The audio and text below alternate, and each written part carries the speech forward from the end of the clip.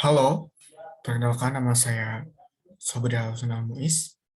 Di sini saya akan menjelaskan terkait dengan Python. Python itu apa?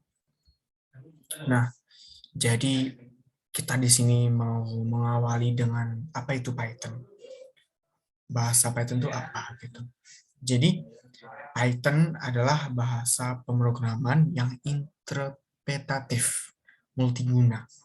Tidak seperti bahasa lain yang susah untuk dibaca dan dipahami, Python lebih menekankan pada keterbacaan kode agar lebih mudah untuk memahami sintaks. Hal ini membuat Python sangat mudah dipelajari baik untuk pemula maupun untuk yang sudah menguasai bahasa pemrograman lain.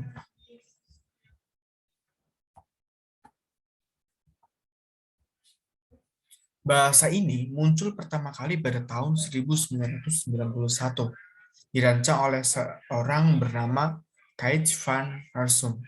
Sampai saat ini, Python masih dikembangkan oleh Python Software Foundation. Bahasa Python mendukung hampir semua sistem operasi. Bahkan, untuk sistem operasi Linux, hampir semua distronya sudah menyertakan Python di dalamnya. Dengan kode yang simpel dan mudah diimplementasikan, seorang programmer dapat lebih mengutamakan pengembangan aplikasi yang dibuat. Bukan malah sibuk mencari sintaks error gitu. Nah, kemudian ini contohnya di sini ada print Python sangat simpel. Nanti hanya dengan menggunakan kata print dan ada tanda kurung seperti ini, nanti bisa ditampilkan di layar di bagian kode pun nanti bisa Python sangat simpel itu nanti bisa dimunculkan seperti itu. Nah, kemudian dalam Python ini simpel karena apa? Karena tidak di bagian akhir kode pun tidak harus mengakhiri dengan tanda semikolon gitu atau titik koma seperti itu. Nah, kemudian yang kedua ada instalasi Python. Sebelum kalian menggunakan Python, seharusnya ya memang harus itu Anda harus menginstal Python terlebih dahulu di sistem operasi komputer kalian. Saat ini, Python memiliki dua versi yang berbeda, yaitu Python versi 3.43 dan Python versi 2.7.10. Di sini, kita akan belajar pemrograman bahasa Python menggunakan versi terbaru, yaitu 3.43. Nah, cara menginstal Python sangat mudah. Panduan mengenai menginstal Python ini bisa di platform Linux, Windows, or Mac OS. Nah, kemudian yang pertama saya akan menjelaskan menginstal Python di Linux. Yang pertama, buka browser, kemudian kunjungi ini website resmi dari Python, kemudian download versi terbaru Python berbentuk file zip untuk Linux atau Unix. Nah, kemudian ekstrak file zip yang baru saja di-download, kemudian edit file modul setup jika Anda ingin kontumisasi Python. Kemudian jalankan atau konfigurasi. Kemudian membuat install. Nah, langkah ini akan menginstal Python di lokasi standar, yaitu user, local bin, dan library di user, local bin, lib, Python, XX, di mana XX adalah versi terbaru Python yang Anda gunakan. Nah, kemudian di Windows sendiri cukup simpel dan mudah, lebih mudah daripada Linux, yaitu kalau Windows cukup seperti biasa, yang pertama kunjungi laman resmi dari Python atau klik direct link Python bla bla bla ini ya yang tertera di sini. Nah, kemudian buka itu dengan mengklik 2 kali file installer Python yang baru saja di-download. Ikuti langkah instalasi sampai selesai. Kemudian di next host, buka browser, kunjungi laman resmi dari Python, kemudian download versi terbaru Python untuk Macintosh, buka file yang baru saja di-download, ikuti langkah instalasi sampai selesai. Nah, kemudian setelah mengenal apa itu Python dan setelah itu sudah menginstal Python, kemudian menjalankan Python. Untuk menjalankan Python, ada banyak cara yang bisa dilakukan. Kalian bisa menggunakan shell, terminal, atau menggunakan ID, Integrated Development Environment. Nah, yang pertama kita akan menjalankan Python di Linux. Nah, yang pertama itu buka terminal atau Ctrl Alt T. Ketik Python, maka Anda akan masuk ke shell Python. Tuliskan skrip Python Anda. Contoh, print, selamat datang di Python.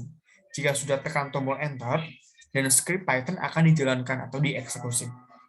Untuk keluar dari shell Python, ketik exit, atau gunakan text editor, misalnya gedit. Buat file baru atau new file, dan ketikkan skrip Python Anda. Contoh, print, selamat datang di Python. Save as dengan ekstensi .py, contoh cetak.py. Jalankan file dengan menggunakan terminal, buka terminal, Ctrl Alt plus T, masuk ke directory di mana file Python Anda disimpan. Contoh, cd user admin desktop. Jalankan skrip Python dengan menggunakan Python diikuti dengan nama file. Contoh, Python cetak.py. Skrip Python Anda akan dieksekusi atau dijalankan.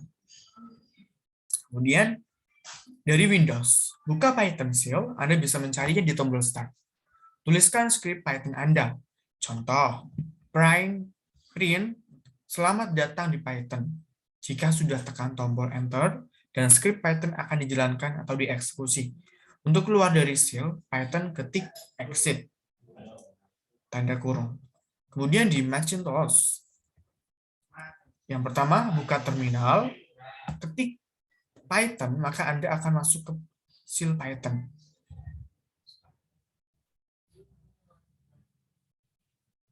Kemudian,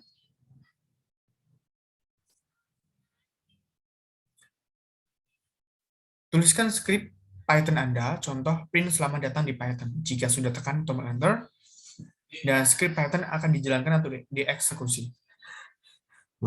Untuk keluar dari shell Python, ketik exit atau gunakan text editor. Nah, kemudian buat file baru dan ketikkan skrip Python Anda. Contoh, print selamat datang di Python.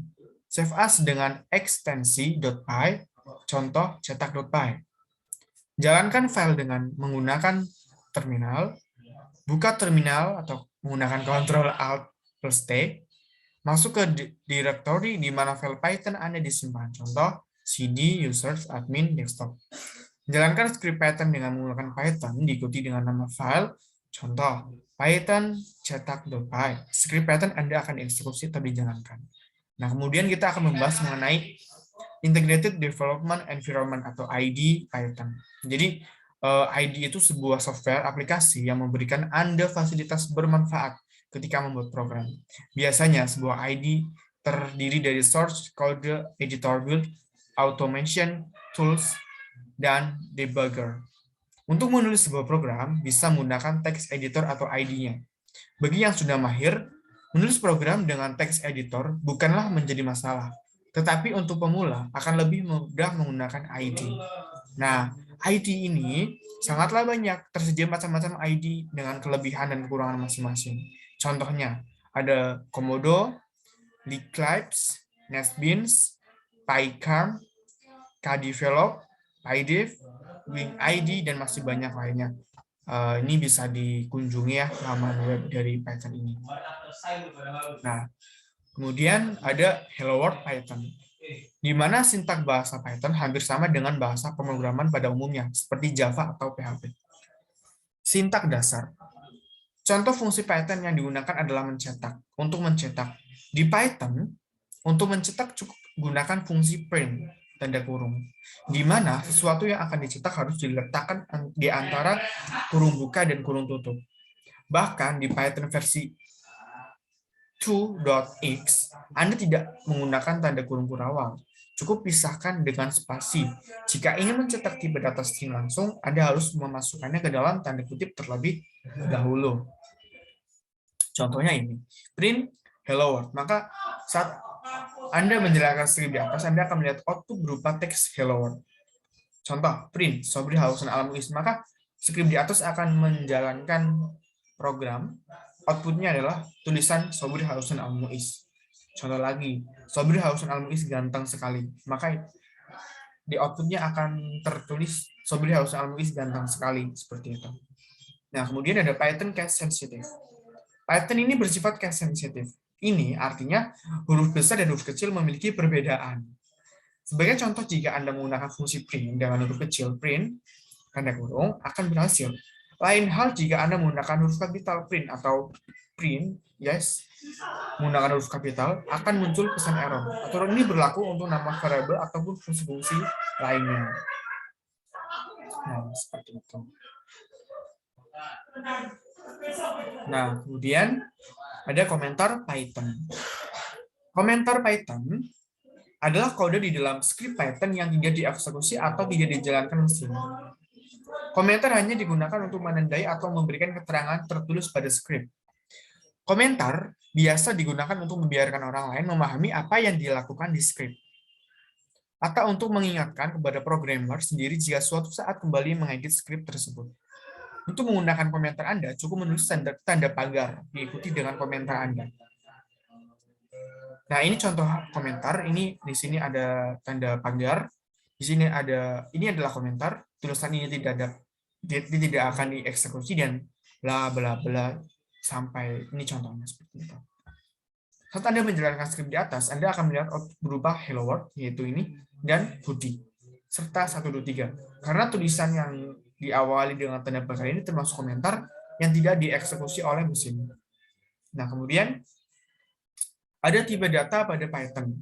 Nah, tipe data adalah suatu media atau memori pada komputer yang digunakan untuk menampung informasi. Python sendiri mempunyai tipe data yang cukup unik bila kita dibandingkan dengan bahasa pemrograman yang lain.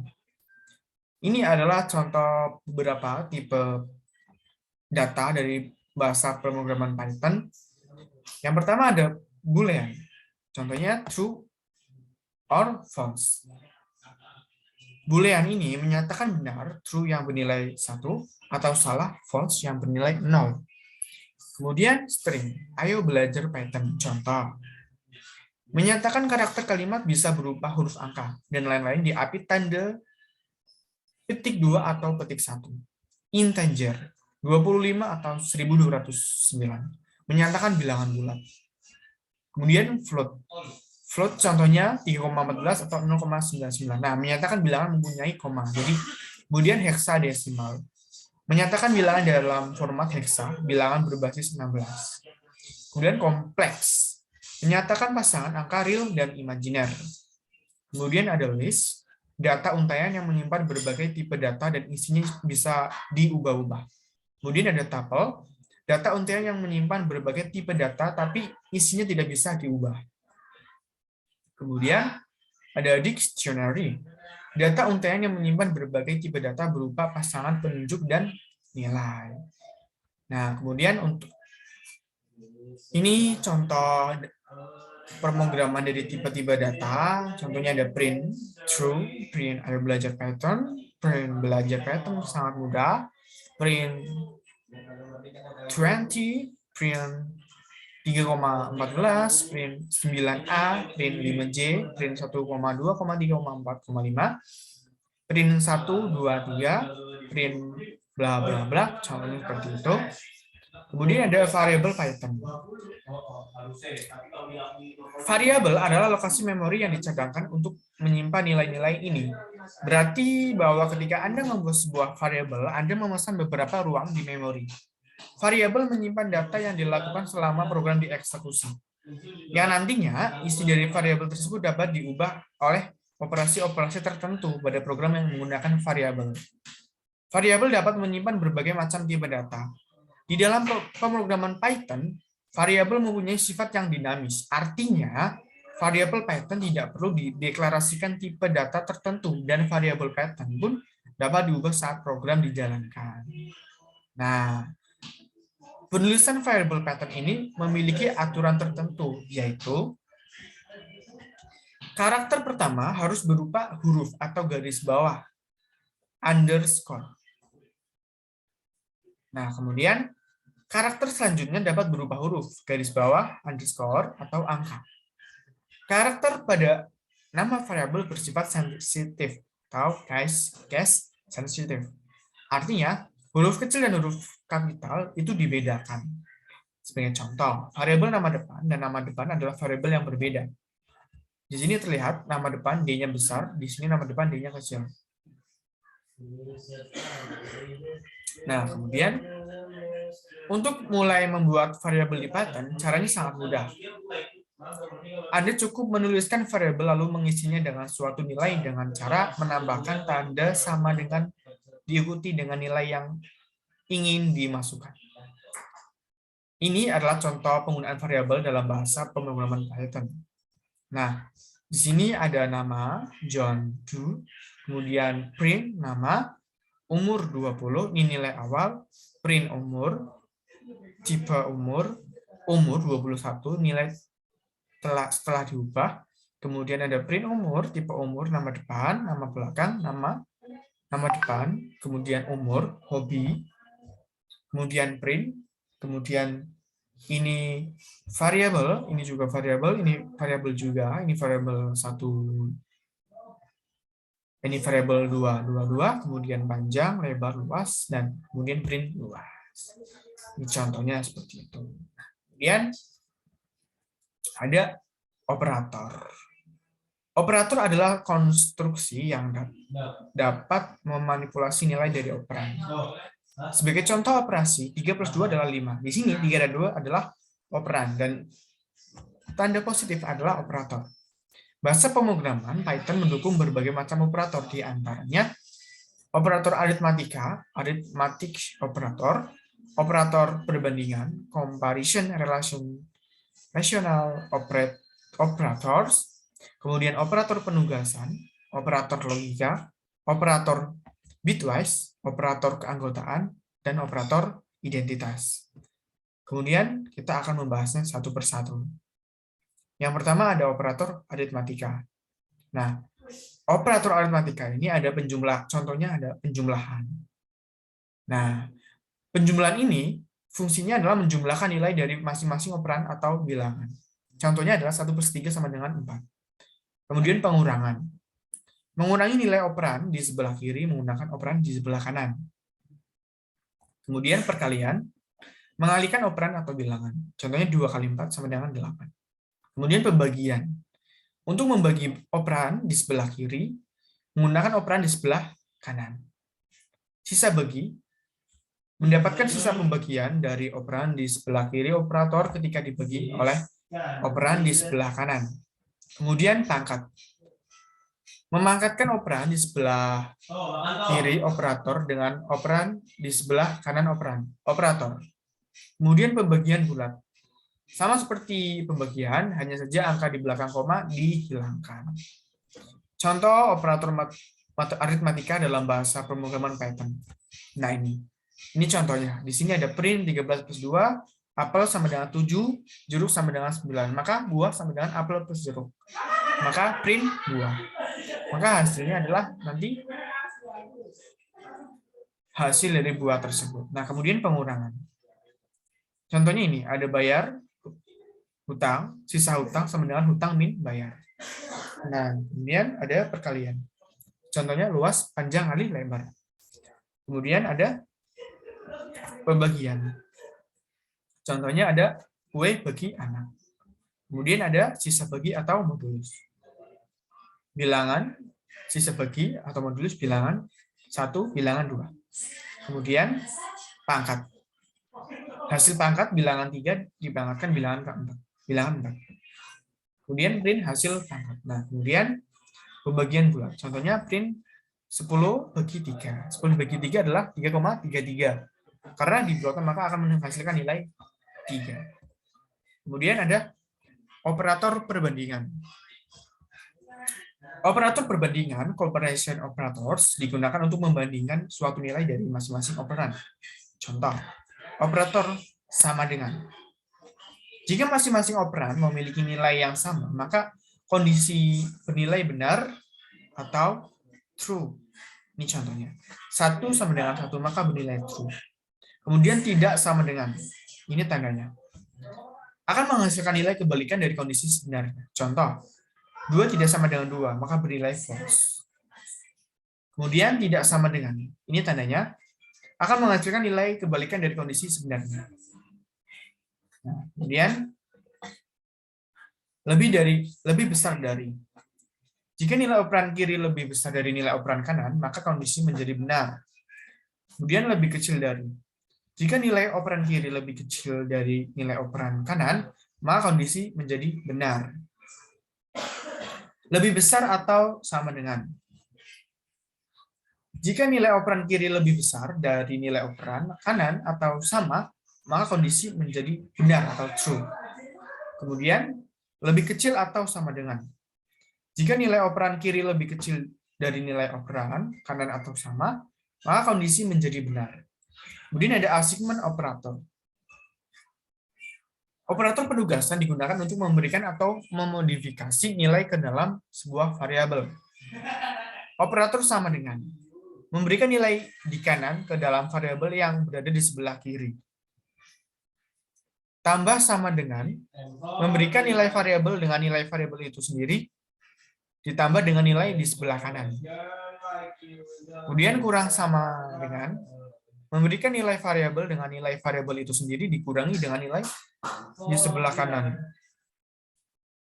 Nah, kemudian kali sama dengan memberikan nilai variabel dengan nilai variabel itu sendiri dikali dengan nilai di sebelah kanan.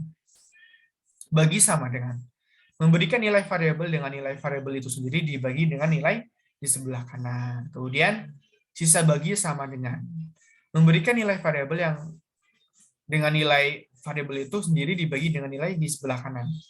Yang diambil nantinya adalah sisa baginya. Kemudian pangkat sama dengan memberikan nilai variabel dengan nilai variabel itu sendiri dipangkatkan dengan nilai di sebelah kanan. Pembagian bulat sama dengan membagi bulat operan sebelah kiri operator dengan operan sebelah kanan operator, kemudian hasilnya diisikan ke operan sebelah kiri. Kemudian logical operator. Di sini ada AND. Jika kedua operan bernilai true atau benar, maka kondisi akan bernilai true. Selain kondisi tadi, maka akan bernilai false.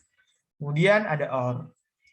Jika salah satu atau kedua operan bernilai true, maka kondisi akan bernilai true. Jika keduanya false, maka kondisi akan bernilai false. Kemudian ada NOT. Membalikan nilai kebenaran pada operan, misal jika asalnya true, maka akan menjadi false dan begitu pun sebaliknya. Kemudian ada bitwise operator. Operator yang pertama adalah ini. Operator ini, operator biner AND, memeriksa apakah operan di sebelah kiri dan operan sebelah kanan mempunyai angka biner 1 di setiap bit. Jika keduanya bernilai 1, maka bit hasil operasi akan bernilai 1. Kemudian, operator biner OR. Memeriksa apakah operan di sebelah kiri dan operan sebelah kanan mempunyai angka biner 1 di setiap bit. Jika salah, satunya bernilai 1, maka bit hasil operasi akan bernilai 1. Kemudian operator biner XOR. Memeriksa apakah operan di sebelah kiri dan operan sebelah kanan mempunyai angka biner 1 di setiap bit. Jika keduanya bernilai 1, maka bit hasil operasi akan bernilai 0. Kemudian, operator biner negatif. Membalik nilai bit, misal dari 1 menjadi 0, dari 0 menjadi 1. Kemudian, ini. Memberikan nilai variabel dengan nilai variabel itu sendiri dibagi dengan nilai di sebelah kanan. Kemudian ini. Memberikan nilai variabel dengan nilai variabel itu sendiri dibagi dengan nilai di sebelah kanan. Yang diambil nantinya adalah sisa baginya. Kemudian ini, operator menggeser biner ke kiri. Deret bit akan digeser ke kiri sebanyak n kali. Kemudian membership operator. Ada operator in. Memeriksa apakah nilai yang dicari berada pada list atau struktur data Python lainnya. Jika nilai tersebut ada, maka kondisi akan bernilai true. Contohnya ini. Kemudian ada not in. Memeriksa apakah nilai yang dicari tidak ada pada list atau struktur data Python lainnya. Jika nilai tersebut tidak ada, maka kondisinya akan bernilai true. Kemudian ada identity operator, ada operator is. Memeriksa apakah nilai di sebelah kiri operan memiliki identitas memori yang sama dengan nilai di sebelah kanan operan. Jika sama, maka kondisi bernilai true. Kemudian is not. Memeriksa apakah nilai di sebelah kiri operan memiliki identitas memori yang berbeda dengan nilai di sebelah kanan operan. Jika berbeda, maka kondisi bernilai true. Itu kemudian nanti kita berlanjut ke kondisi if.